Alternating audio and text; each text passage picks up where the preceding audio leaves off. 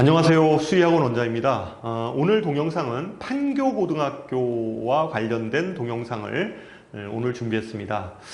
판교고등학교 입학을 앞두고 학생이나 우리 학부모님들이 판교고등학교 수학시험이 어떻게 출제가 되는지 이런 부분에 대해서 문의가 굉장히 많은데요.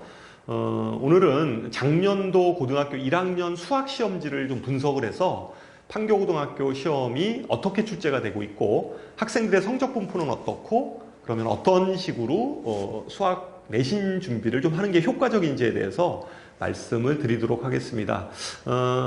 첫 번째로 판교고 문항 분석부터 학교 시험에 대한 문항이 어떻게 출제가 되는지부터 먼저 분석해 보도록 하겠습니다. 판교고등학교는요, 객관식 문항이 전체 문항은 21문항이에요. 전체 문항은 21문항이고 객관식 문항이 18문항, 그 다음에 주관식 문항이 3문항입니다. 상대적으로 주관식 문항이 3문항이고 배점이 20점에 불과하기 때문에 다른 그 주관식의 배점이 좀 큰 학교보다는 주관식에 대한 부담감은 상대적으로 좀 적은 학교다. 그러니까 객관식을 좀 잘 풀어내면 되는 이런 학교다라고 분석을 할 수가 있습니다. 그러면 이 21문항 중에서 고난도 문항이 몇 문항 정도가 출제가 되는지에 대해서 말씀을 드리도록 하겠습니다. 이 고난도 문제는 객관식에서 2문항이 좀 굉장히 까다롭게 문제가 출제되고 있고요. 주관식에서는 1문항 정도가 어렵게 출제가 되고 있습니다. 이 3문항을 다 틀리면 한 거의 17점 정도가 날아가니까 이건 굉장히 치명적이죠. 이렇게 되면은 뭐 한 3등급 정도 점수대가 아마 나올 거라고 생각이 듭니다. 원래 판교고등학교는 재작년까지만 해도 학교 시험지가 좀 그냥 무난한 학교였어요. 좀 쉽게 출제되는 학교였는데 작년도부터 선생님이 바뀌셨는지 작년도부터 상당히 좀 어렵게 출제를 하고 있습니다. 학교 시험지 자체가 상당히 어렵게 출제가 되고 있고, 그러다 보니까 아이들이 시간 관리에 굉장히 애를 많이 먹는 그런 학교다, 이렇게 말씀드릴 수 있습니다. 좀 더 구체적인 문항들을 좀 살펴보면요, 요게 객관식 11번 문제고 옳은 것을 고르는 문제입니다. 이런 것들은 굉장히 시간이 오래 걸려요.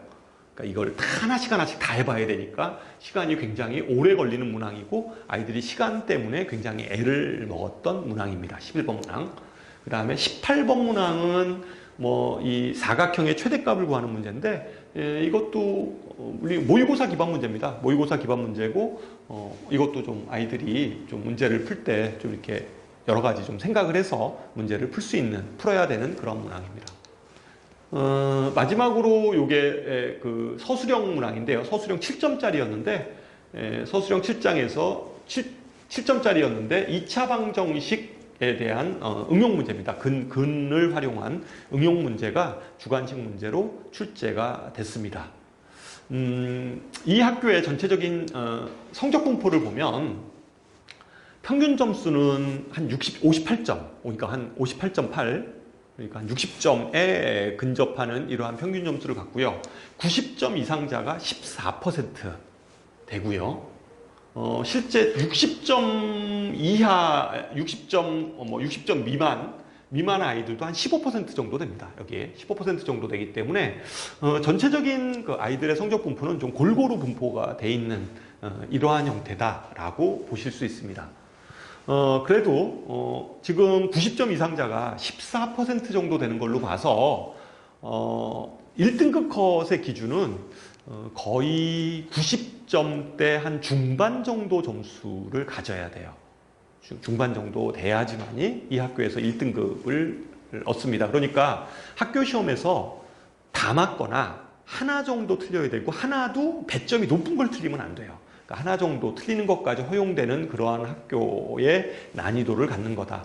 근데 이 학교 시험지를 실제 1번부터 쭉 보면 시간이 꽤 걸리도록 출제가 되고 있어요. 문제가 좀 이렇게 예전에는 좀 쉽게 출제가 되는데 작년의 경우는 상당히 좀 어렵게 출제를 하고 있습니다. 그런데 이 출제 어려운 문항들이 그러면 어디서 출제한 거냐? 이 학교는 학교 프린트입니다. 학교 프린트. 그러니까 학교 프린트에서 똑같이 내지는 않고요. 학교 프린트를 변형해서 내고 있는데 학교 프린트를 진짜 꼼꼼하게 여러 번 반복해서 풀어야 돼요. 여러 번. 그러니까 학교 프린트를 보면 쉬운 문제들도 있지만 어려운 문제들도 많이 이렇게 섞어서 학교에서 이렇게 제공해 주더라고요. 그래서 그 문제들을 숫자를 변형해서 굉장히 꼼꼼하게 좀 풀어봐야 된다. 그리고 특히 상위권 학생들은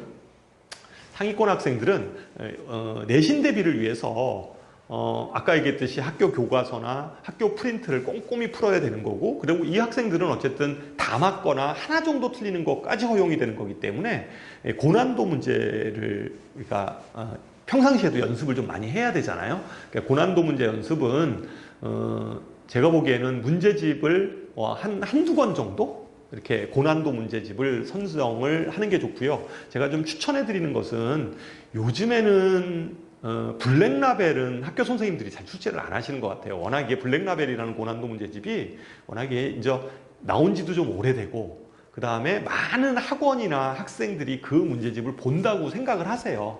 그래서 요새 선생님들은 좀 그런 쪽 문제보다는 좀 EBS 쪽 관련된 고난도 문제집들 뭐 이런 것들을 오히려 더 선호하시고요. 대부분의 많은 선생님들은 모의고사 기반의 문제들이에요. 그러니까 평가원이나 그 평가원에서 그 시험 봤던 그러한 모의고사 기출 문제들을 변형하는 문제로 어려운 문제를 출제를 하시니까 이 학교에서 고득점을 얻고자 하는 1등급을 얻고자 하는 학생들은 반드시 모의고사 기반의 그러한 훈련들을 좀 많이 해야 됩니다. 물론 시간 관리 굉장히 중요하죠. 이 학교도 난이도가 꽤 있기 때문에 시간 관리도 아주 중요하고 모의고사 그 시간 관리를 위한 기출 문제 연습들도 상당히 좀 많이 해야 되는 학교에 해당한다고 볼 수가 있습니다.